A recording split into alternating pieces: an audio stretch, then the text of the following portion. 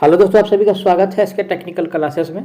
तो चलिए दोस्तों, आज बात करेंगे TE2 न्यू एक्सेप्टेड क्वेश्चंस 2023 और आज का जो कि chapter electrical generation transmission and distribution के सभी MCQ को करेंगे जो इस बार TE2 में पूछा जाएगा। तो आप लोग वीडियो में तक जरूर बने रहिएगा। साथ ही साथ नए हैं तो चैनल को जरूर सब्सक्राइब कर दीजिए और वीडियो को जरूर शेयर कर दीजिएगा। तो चलिए दोस्तों, आज का सबसे पहला प्रश्न से स्टार्ट करते हैं। उससे पहले अगर आप लोग नए हैं तो चैनल को जरूर सब्सक्राइब कर दीजिएगा और वीडियो को जरूर शेयर कर दीजिएगा। और डिस्क्रिप्शन में दोस्तों आप लोग यानी कि टेलीग्राम, इंस्टाग्राम और फेसबुक का लिंक मिल जाएगा। साथ ही साथ व्हाट्सएप ग्रुप का भी लिंक मिल जाएगा। आप लोग उस पर यानी कि ज्वाइन हो सकते हैं और बारी बारी से आप लोगों को सभी नोटिफिकेशन मिलता रहेगा जॉब से रिलेटेड या अन्य अप टू डेट। तो चलिए आज का सबसे पहला प्रश्न से स्टार्ट करते हैं। आज का सबसे पहला प्रश्न दिया हुआ है, विशेषकर किस अवस्था में स्रोत को यानी कि विसंयोजित करने के लिए ELCB का उपयोग किया जाता है। यानी कि ELCB का जो प्रयोग किया जाता है कहाँ करते हैं वो बताना है। सबसे पहले इसका फुल फॉर्म की अगर बात किया जाए तो अर्थ लिखिए, सर्किट ब्रेकर होता है, ध्यान में रखिएगा, है ना। क्वेश्चन पूछा जाता है ELCB का फुल फॉर्म क्या होता है। ऑप्शन पढ़ेंगे, इसका जो प्रयोग किया जाता है तो शॉर्ट सर्किट में इसका प्रयोग नहीं किया जाता है, अर्थ दोष के लिए इसका प्रयोग किया जाता है। जबकि सी में दिया निम्न वोल्टा में भी इसका प्रयोग नहीं करते, नहीं अति वोल्टा के लिए इसका प्रयोग किया जाता है। ठीक है, इसका जो प्रयोग किया जाता है यानी कि अर्थ दोष, ठीक है ना, यानी कि जो दोष होता है यानी कि अर्थ के द्वारा वो इससे कम होता है। ठीक है ना। राइट आंसर की बात किया जाए ऑप्शन नंबर इसका बी सही हो जाएगा।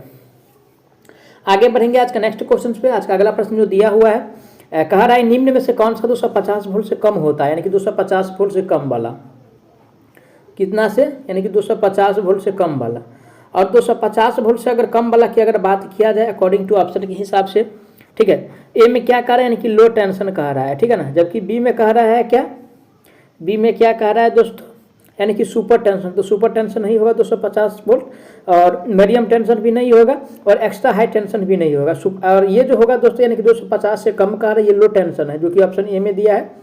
राइट आंसर ऑप्शन इसका ए सही हो जाएगा। ठीक है, आगे बढ़ेंगे आज का अगला प्रश्न पे। आज का अगला प्रश्न दिया हुआ है, किसी खंभे का कितना भाग सामान्य भूमि में दबाया जाता है। ठीक है, खंभे का यानी कि कितना भाग है जो भूमि में दबाया जाता है और जो बचता है वो ऊपर दिखाई देता है। ठीक है ना। तो दोस्तों खंभे को जो दबाया जाता है यानी कि खंभे का लंबाई जो होता है ना, जैसे यानी कि जितना लंबाई है खंभा का, ठीक है ना, ये खंभा का लंबाई है और इसका यानी कि छठा भाग को यानी कि क्या किया जाएगा, यानी कि दबाया जाएगा। ठीक है ना। ऑप्शन पढ़ेंगे, ए में दिया है यानी कि दूसरा भाग, तो दूसरा भाग को नहीं दबाया जाता है, छठा भाग को दबाया जाता है। बी में दिया है तीसरा भाग को भी नहीं दबाया जाता है। सी में जो दिया है यानी कि खंभे की कुल लंबाई का यानी कि छठा भाग, ठीक है ना, यानी कि छठा भाग को यानी कि अंदर जो है यानी कि गाड़ दिया जाता है। समझे, कहने का मतलब ये हुआ, जैसे देखिए यानी कि इसको यानी कि 6 भाग में पहले बांट दीजिए। ठीक है ना, कितना भाग में, यानी कि 6 भाग में बांट दीजिए। और 6 भाग में बांटने के बाद यानी कि क्या होगा, एक भाग को क्या करेगा, यानी कि उसके नीचे यानी कि गाड़ दिया, यानी कि जमीन में गाड़ दिया जाएगा। तो यानी कि खंभा क्या होता है, यानी कि खड़ा होता है। तो राइट आंसर की बात किया जाए ऑप्शन इसका सी सही हो जाएगा। आगे बढ़ेंगे आज का नेक्स्ट क्वेश्चन पे। आज का अगला प्रश्न जो दिया हुआ है, कह रहा है जब एक ही खंभे पर यानी कि वितरण लाइन तथा स्ट्रीट लाइट दोनों स्थापित हो तो दो खंभे का पारस्परिक परास डैश मीटर से अधिक नहीं होना चाहिए। ठीक है ना, एक ही खंभे पे कह रहा है यानी कि वितरण लाइन तथा स्ट्रीट लाइन दोनों स्थापित हो, तो यानी कि इसका जो यानी कि परास होगा, ठीक है ना, इसका जो परास की अगर बात किया जाए तो ये जो लगभग होगा यानी कि 45 मीटर से अधिक नहीं होना चाहिए। ऑप्शन पढ़ेंगे, ए में दिया है 100 मीटर, तो 100 मीटर तो बहुत ज़्यादा है, यानी कि 45 मीटर से ज़्यादा नहीं होना चाहिए। ऑप्शन बी में दिया है 45 मीटर। राइट आंसर जो होगा ऑप्शन इसका बी सही हो जाएगा। ठीक है, आगे बढ़ेंगे नेक्स्ट क्वेश्चन पे। आज का अगला प्रश्न जो दिया हुआ है, किसी निम्न एवं मध्यम वोल्टा सिरोपरी लाइन का कोई भी चालक तार सड़क के आर पार, देखिए क्वेश्चन पढ़िए अच्छा से, यानी कि सड़क के आर पार कह रहा है, अभी अवस्था में यानी कि भूतल से यानी कि डैश मीटर से कम ऊंचाई पर स्थापित नहीं किया जाना चाहिए। देखिए अगर आर पार आए क्वेश्चन में, ठीक है, और अगर आर पर आए क्वेश्चंस में तो यानी कि इसका जो होता है यानी कि 5 यानी कि 791 मीटर से यानी कि कम जो है यानी कि कम ऊंचाई पर स्थापित नहीं किया जाना चाहिए, जो कि ए में कह रहा है तो 5 केवल 5 वाला तो गलत हो जाएगा। बी में दिया 4.971 तो ये भी गलत है। सी में दिया 5.75, ये जो होता है 5.791 होता है, जो कि डी में दिया है। राइट आंसर ऑप्शन डी सही हो जाएगा। आगे बढ़ेंगे नेक्स्ट क्वेश्चन पे। आज का अगला प्रश्न जो दिया हुआ है, किसी भवन की छत से किसी निम्न एवं मध्यम वोल्टा लाइन के चालक तार की ऊर्ध्व ऊंचाई डैश मीटर से कम नहीं होना चाहिए। कितना से कम नहीं होना चाहिए, देखिए ये जो है यानी कि दोस्तों 2 यानी कि 439 मीटर से यानी कि कम नहीं होना चाहिए, जो कि ऑप्शन किस में दिया हुआ है, ए में दिया है 2.0 मीटर, तो ये तो कम है भाई, ठीक है। उसके बाद 3 पॉइंट, ये तो ज़्यादा हो गया, 2.9 जो भी थोड़ा ज़्यादा है। तो राइट आंसर जो दिया है ऑप्शन नंबर यानी कि डी में दिया है, करेक्ट आंसर ऑप्शन इसका डी सही हो जाएगा। आगे बढ़ेंगे आज का अगला प्रश्न पे। आज का अगला प्रश्न जो दिया हुआ है, कह रहा है किसी उद्योगशाला को मुख्यतः 3 फेज लोड तथा सीमित प्रकाश लोड के लिए प्रयुक्त केबल डैश प्रकार का होना चाहिए। और देखिए दोस्तों, यानी कि उद्योगशाला में कह रहा, और उद्योगशाला में जो यानी कि प्रयुक्त करते हैं केबल का, ठीक है, ये केबल जो होता है यानी कि 3.5 कोड का होना चाहिए। किसका? यानी कि 3.5 कोड का होना चाहिए, 3.5 यानी कि करोड़ यानी कि कोड वाला होना चाहिए। ऑप्शन ए में दिया है 4 कोड, तो 4 कोड तो ज़्यादा हो गया भाई। बी में है 1 कोड भी यानी कि कम हो गया, 5 कोड का होता नहीं है। राइट आंसर जो होगा 3.5 कोड का, जो कि ऑप्शन डी में दिया हुआ है, करेक्ट आंसर डी हो जाएगा। आगे बढ़ेंगे नेक्स्ट क्वेश्चन पे। अगला प्रश्न दिया हुआ है कि किस लिए भूमिगत प्रकार के केबल में यानी कि जालीदार कवच लगाया जाता है, यानी कि किस लिए यानी कि जालीदार कवच लगाया जाता है। तो दोस्तों यानी कि जालीदार कवच, ठीक है, यानी कि जालीदार, और यानी कि जालीदार कवच जो लगाते हैं यानी कि यांत्रिक आघात से सुरक्षा प्रदान करने के लिए उसको लगाते हैं। ऑप्शन पढ़ेंगे, ए में दिया हुआ है, ए में कह रहा है यानी कि नमी से सुरक्षा, तो नमी से सुरक्षा के लिए यानी कि उस पर यानी कि लेड का क्या करते हैं, इंसुलेशन प्रदान करते हैं, ठीक है, यानी कि लेड चढ़ाया जाता है उस पर। अर्थ दोस्तों सुरक्षा तो ELCB देता है, ELCB देता है, ध्यान रखिएगा। और सी में जो दिया यांत्रिक आघात से सुरक्षा, राइट आंसर की बात किया जाए ऑप्शन इसका सी सही हो जाएगा, यानी कि जालीदार कवच जो लगाया जाता है इसीलिए लगाते हैं, ठीक है ना। आगे बढ़ेंगे नेक्स्ट क्वेश्चन पे। आज का अगला प्रश्न दिया है, भूमि में यानी कि कितना गहराई पर 11 किलोवोल्ट हाई टेंशन केबल यानी कि स्थापित किया जाता है, यानी कि 11 किलोवोल्ट का है। और 11 किलोवोल्ट को जो स्थापित करते हैं, ठीक है ना, 11 किलोवोल्ट को जो स्थापित किया जाता है, इसका जो गहराई की अगर बात किया जाए तो इसका गहराई होता है 0.9 यानी कि 9 मीटर, ठीक है। कितना होता है? 0.9 मीटर। ऑप्शन किस में दिया है? ए में कह रहा है 2.1 मीटर, ये तो कम है भाई, सर ये तो बहुत ज़्यादा है, ठीक है। जबकि बी में दिया है 0.9 मीटर, यानी कि 1 मीटर के आसपास कह सकते हैं, क्योंकि उसके आसपास वाला वैल्यू है। तो राइट आंसर जो होगा ऑप्शन इसका बी सही हो जाएगा, ठीक है। आगे बढ़ेंगे नेक्स्ट क्वेश्चन पे।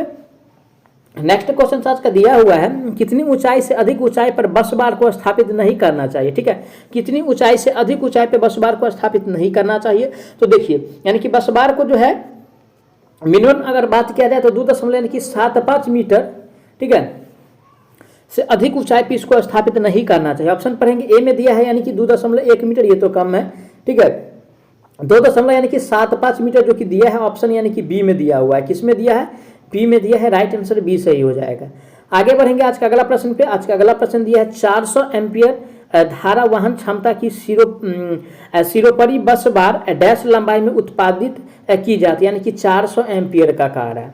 और 400 एम्पियर धारा जो वाहन करता है और सिरोपरी बस बार की अगर बात किया जाए, ठीक है, तो इसका जो लंबाई है, इसकी लंबाई जो उत्पादित की जाती है दोस्तों, ये उत्पादित किया जाता है लगभग अगर बात किया जाए तो 2.44 मीटर, ठीक है। ऑप्शन किस में दिया है? ऑप्शन नंबर ए में दिया है। राइट आंसर की बात किया जाए तो ऑप्शन ए सही हो जाएगा। आगे बढ़ेंगे नेक्स्ट क्वेश्चन पे। नेक्स्ट क्वेश्चन से दिया हुआ है, किस प्रयोग हेतु MCB का प्रयोग नहीं हो सकता है। MCB का प्रयोग कहाँ नहीं करेंगे वो बताना है। ऑप्शन पढ़ेंगे, ए में दिया हुआ है यानी कि चोरी से बचाना क्योंकि वे सील्ड होते हैं। बी में दिया सूक्ष्म अतिधारा बचाव हेतु।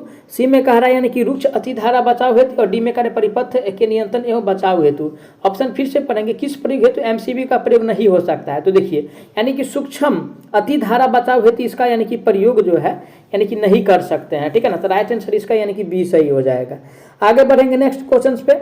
अगला प्रश्न दिया हुआ है, टरबाइन जो यानी कि ताप शक्ति संयंत्र में लगी होती है उसकी गति है, यानी कि ताप वाला में, ठीक है। ताप वाला में जो होता है यानी कि जो टरबाइन लगाता है, ठीक है ना, यानी कि ताप वाला में जो टरबाइन यूज किया जाता है उसका गति कितना होता है। तो दोस्तों यानी कि ताप वाला में जो टरबाइन लगा होता है उसका गति की अगर बात किया जाए तो 3000 RPM होता है। कितना? 3000 RPM होता है, ठीक है ना, RPM होता है। ऑप्शन किस में दिया है? 3000 RPM। तो ऑप्शन नंबर जो दिया है ए में कह रहा है 1500, तो 1500 तो कम है।